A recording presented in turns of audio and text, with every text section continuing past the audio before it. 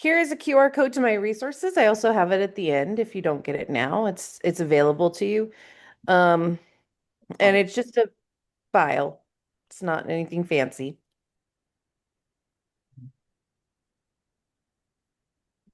no. We'll just turn that up a little bit. Okay. Okay. Oh, my. Yeah.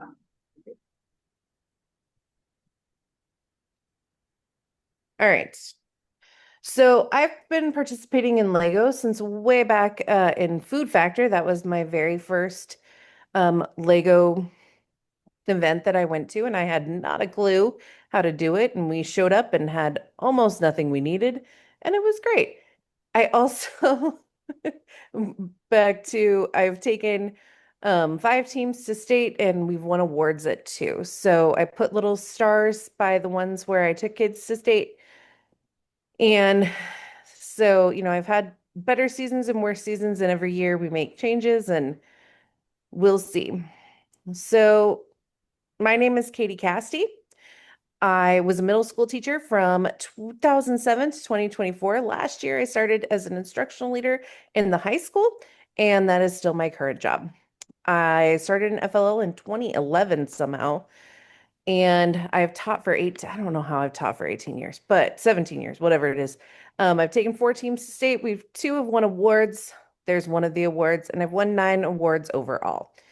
So many of my teams won awards at like our city competition, but they didn't win, they didn't go to state or anything like that. So here's my contact information. You'll have access to this presentation if you don't get it written down, but it's just my first name. There's no E in the middle here. And my last name at gmail.com.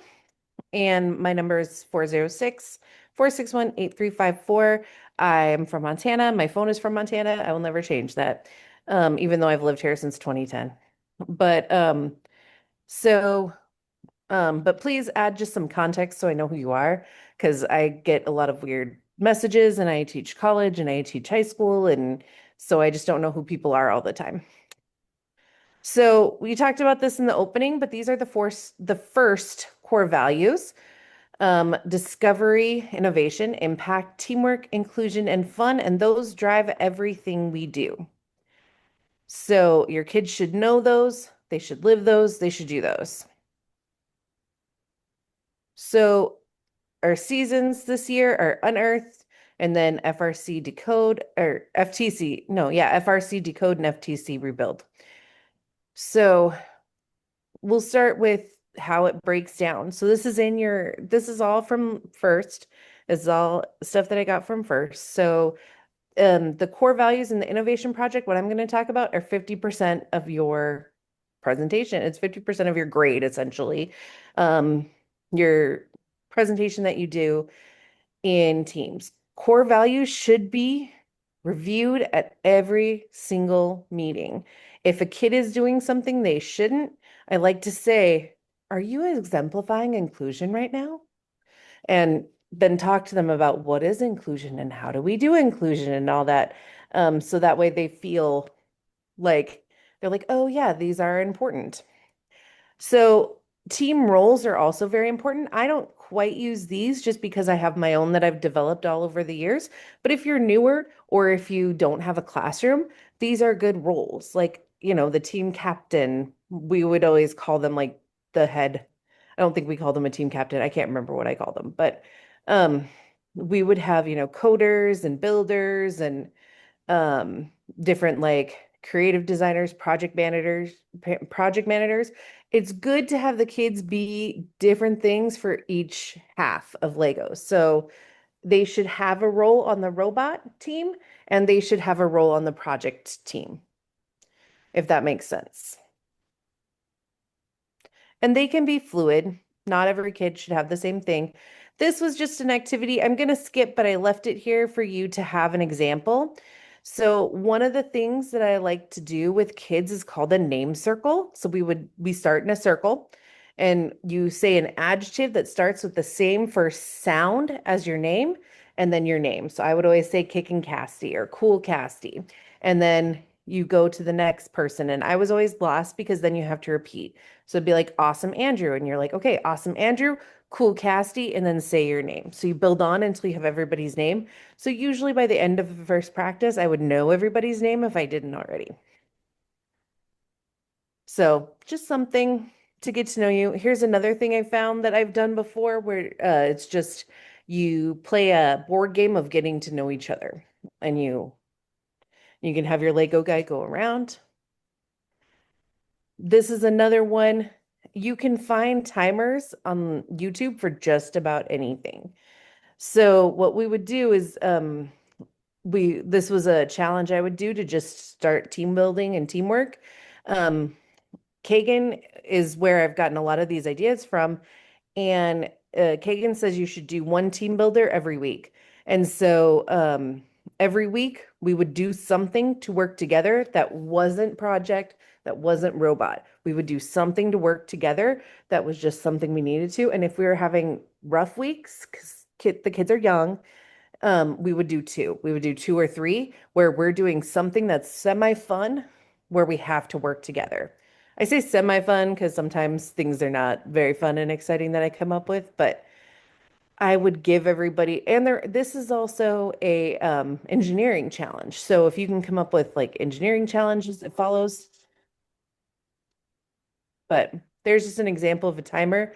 I literally find these on YouTube. I Google search 2 minute Lego timer, 3 minute Lego timer, 5 minute Lego timer. And then I find someone has made that already for me. So judging feedback rubrics have changed again.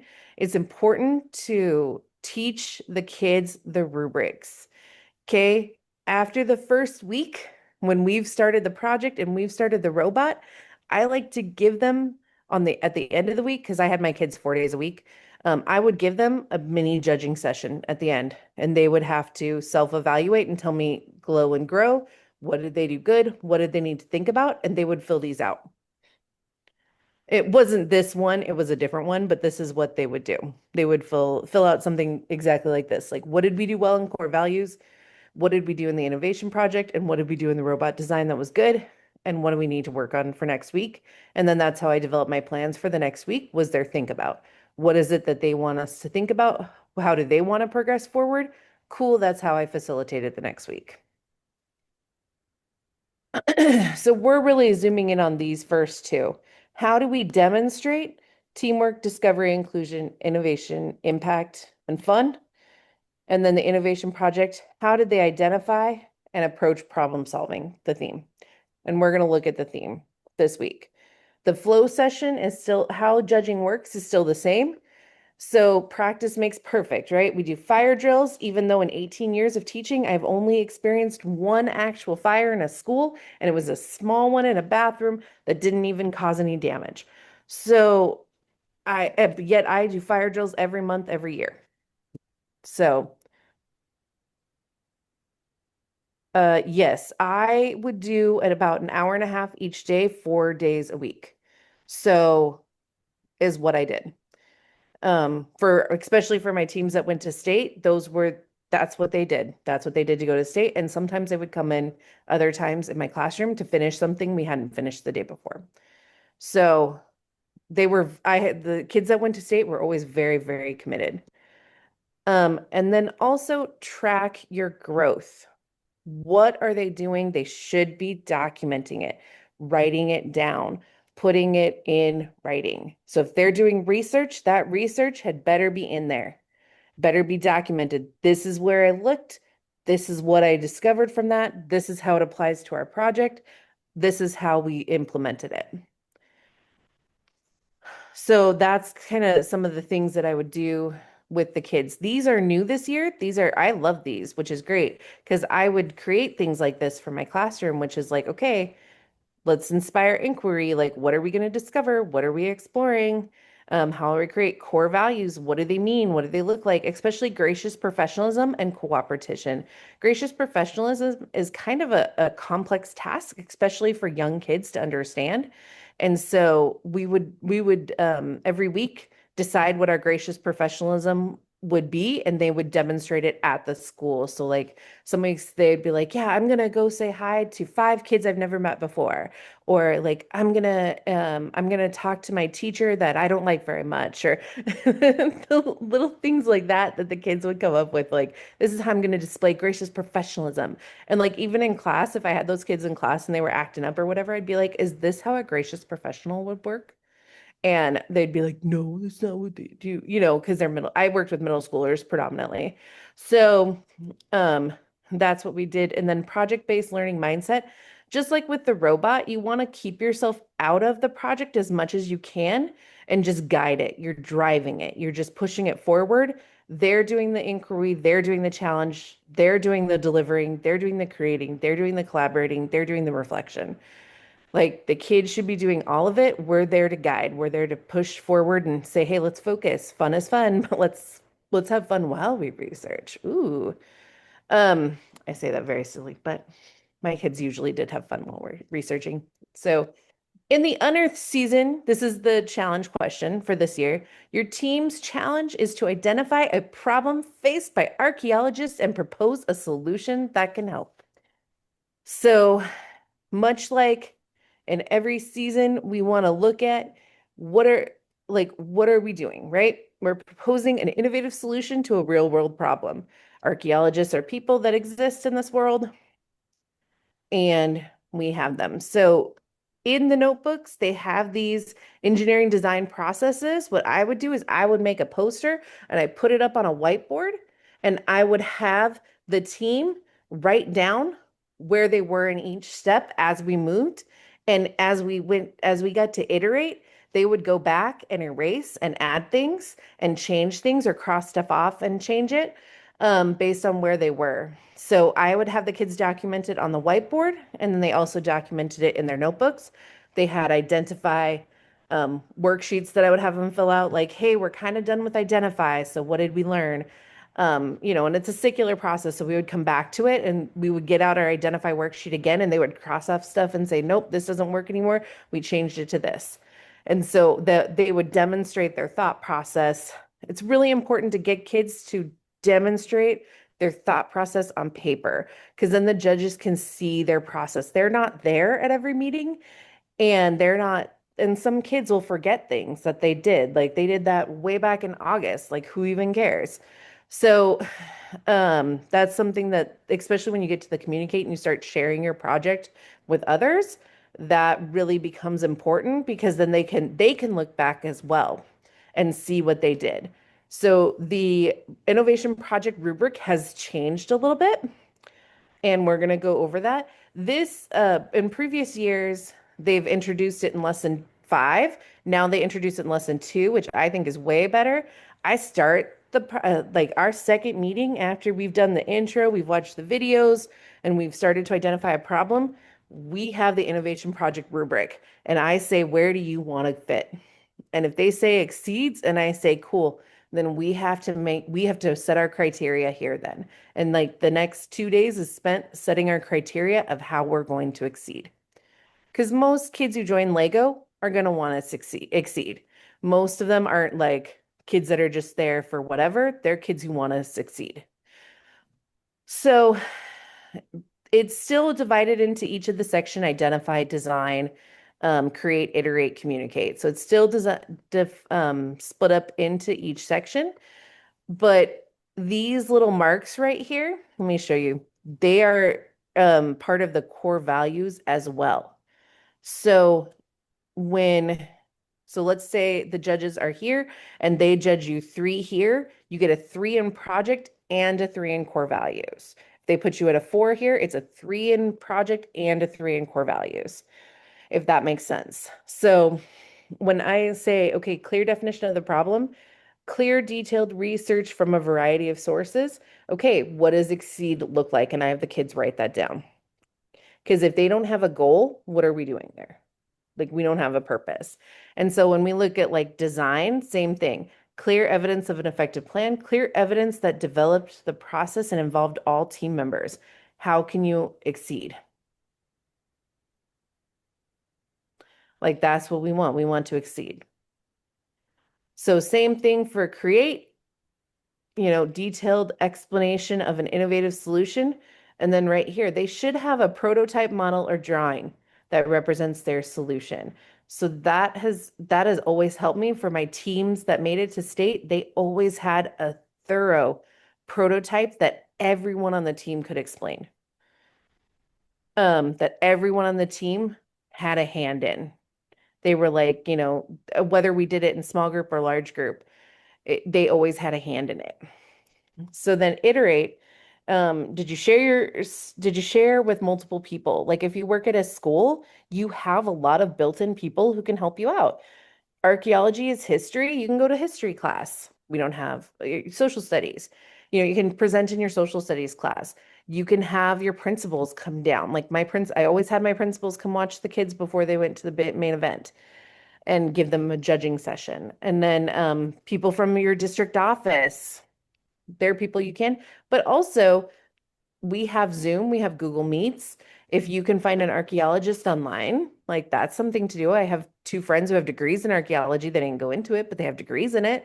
So they are people who could judge your project. Like, there's find people in your life, engineers, like if you can find an engineer to help you, like just go through the process, that's great. Like, hey, this is where we're at in our project. Can you give us some feedback on it? Marketing designers, anything like that, anyone like that are people who can give you feedback on your project. Like I said, other teachers, other classes, other kids, however you can to get feedback. And I try to do people coming every other week. I wasn't always successful at that, but that was always my goal is like, okay, starting at the end of September, we're having someone come every other week. So parents, we'd have a parent day where we presented to our parents. We'd have a principal day where the principals came by. And we always called it dress rehearsal, right? Like it was like a whole big thing. Um, and so those were our iterations and everything, all the feedback we got back from those, we kept and we put in our iterate section. And each time the following, like we usually did it on a Friday and the following Tuesday when we had meeting again, we would go over those iterations and then they would like, and I kind of designed our path for the week. They would finalize our path for the week based on those iterations that we needed to make. So how much more time did we need to spend on the robot? How much more time did we need to spend on the project? Divide it out, divide and conquer, go. And was it always smooth? No. I mean, kids are kids. And then the last one is communication. So how are they presenting? Are they proud? Are they excited? Do they have enthusiasm for their work? Especially if you have middle schoolers, you kind of got to get them out of their little like terrified shell, right? Because a lot of like the first few presentations, my kids were like wide-eyed, sitting there holding on to their scripts like it was life. And and so you got to get them. That's why I say practice makes perfect, right? We present the way we practice and um sorry, my eye is itching. We present the way we practice and then that is something that we keep doing. So we also had because I worked with kids and I work in special ed, so a lot of times I had teams where I had kids with disabilities. And so because of those disabilities, some of them had auditory issues, some of them had other issues. So I always trained our team leader, our team captain, to say, can you please rephrase that for us? And so could that way other people could answer. Because I was like, hey, you can only answer every 3 questions. So if someone isn't answering, encourage them. So then they would be like the teammate, like, hey, I'd be like, hey, Jordan, you know what this is. And then that kid, give that kid encouragement to talk, especially when you had shy kids or kids, like I said, kids with disabilities or things like that, where they might not want to present or talk as much. Or also, I've had students who are ELL, English language learners. And so they would get maybe a little nervous or a little scared. And, maybe I'm saying wrong English, right? Like, so they would, so those were all, kind of tools that I used, tricks that I used to teach. And like I said, a good team captain is going to save you because that's the one that you train to be like, hey, rephrase the question. Can you ask that another way? Hey, you remember this. You're really good at this. That team captain knows the kids and knows what they're doing, so they can kind of be you in the meeting when you're organizing. I downloaded, these are on the Lego website, which is great, but the engineering notebook, this is for the kids. Let me get it so I can adjust it. So this is the kids side, essentially. And I like these to a point. I don't necessarily use a ton of it, but I do use it as like a good spark thing. Like I like parts of it, and so I would pull parts of it out. So I like the project sparks, especially if you like don't know much about archaeology, which quite frankly, a lot of our kids might not know a lot about archaeology. It's not something that is readily known. Like here's a cartoon. The kids always like the cartoon. Our team progress. What is our goal? We're halfway there. Our event time. I made things like this, and now Lego has them. I'm like, hey, I made those first. I don't know if I did. I'm sure lots of teams had them too. And then the team roles, which I pulled out, and then it gives you like session. It gives the kids tasks to do, especially if you're new. I highly recommend using these just as jumping off points. So I also, when I have time, competition ready on Spike Prime is fantastic. Driving around. When I was able to teach kids the driving around and the competition ready, that really helped us in consistency. So playing with objects, they learn how to pick up objects, which is really good. That's important. Every match has those. But also the reflection questions like how are you recording your research? Innovation project ideas. So session 4 is where they do that. I would start mine right away. Like, what is it we're interested in archaeology? Like, what is our possible solution? How are we gonna innovate it? Like, right? Like, what's our innovative solution? What makes this different than anybody else? So that's the kids side of it. I believe you can get those paper from Lego. You just have to tell them you want them. Like I said, I pull parts of it out. I don't use the whole thing. Um, and then I just make my own for the rest. So I do like this for the robot. I use this a lot with the kids.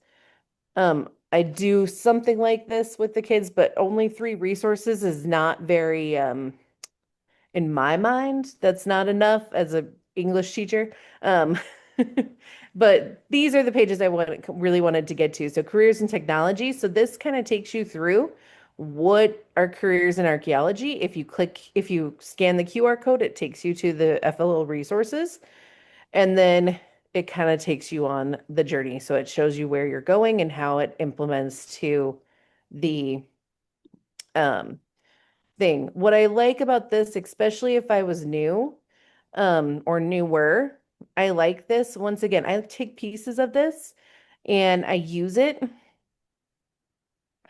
Sorry, my internet's slowing down.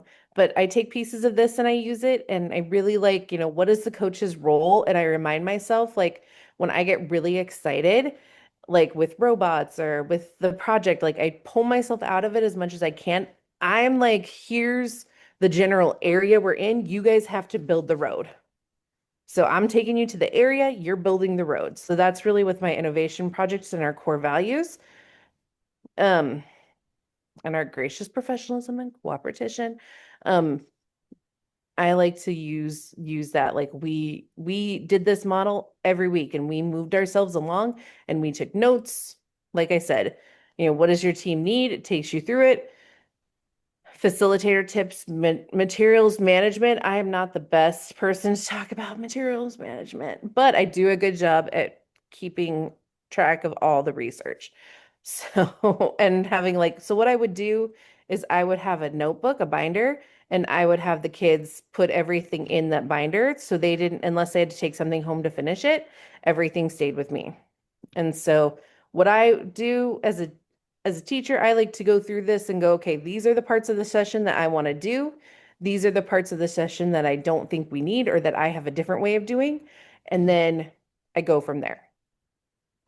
So I introduce the rubrics, like I said, right away. To me, as a teacher, that's one of the things that we've learned helps kids is going over and teaching them what they need to do. That's important that they know what the outcome is. Um, And so those tools are there. They also have, it's a really good guide. It helps some lessons take like weeks, other lessons take a day. They also have these slides that go along with them. So if you click on that, it takes you to the actual slides that I just downloaded from first. It gives you a video you can play. Um, it has the core values. And like I said, I take the parts that I want and I get rid of the rest. So this is the link to the YouTube video for the Unearthed playlist. So this is just the introductory lesson. But what I really like at the end of each thing is it has this slide, the cleanup slide, because sometimes Lego gets messy. And I'm not the best at remembering to clean things up. So this is another link to the actual slides. I didn't want to put all the slides in here, but get to know your team, get a team name. If you like have a team, some teams have ongoing team names. Like I was hashtag creating robots for 5 years, I think. And then but then I changed every year when I went to San Luis. So it just depends on your kiddos, right? Like I'd be like, well, this was our team last year, and they're like, we're not that team anymore. And I was like, great. Um, but kids are kids. But like I said, everything they have this was my favorite thing. And I would also put a cleanup video in to annoy the teenagers. So I usually put the Barney cleanup one because they liked that one. Or no, there's a Coco Melon one that they hated. So I would put the Coco Melon song in and we would have to do the cleanup song to the Coco Melon. Um, because it was so cringe. And then this is just back to the beginning. Those are my resources. It's just like I said, it's just a folder. It has the stuff from first. So nothing super fancy. Yeah, the kids, I don't know.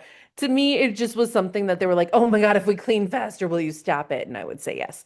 So it's just very cringy, and middle schoolers appreciate cringe as much as they say they don't. So, um, so yeah, that's about all I have. That was super kind of brief, super brief and a little rushed, but I'll make sure that Elaine has this presentation so that you guys can pull anything, take what you need and, do the rest, make it yours and make it your own. So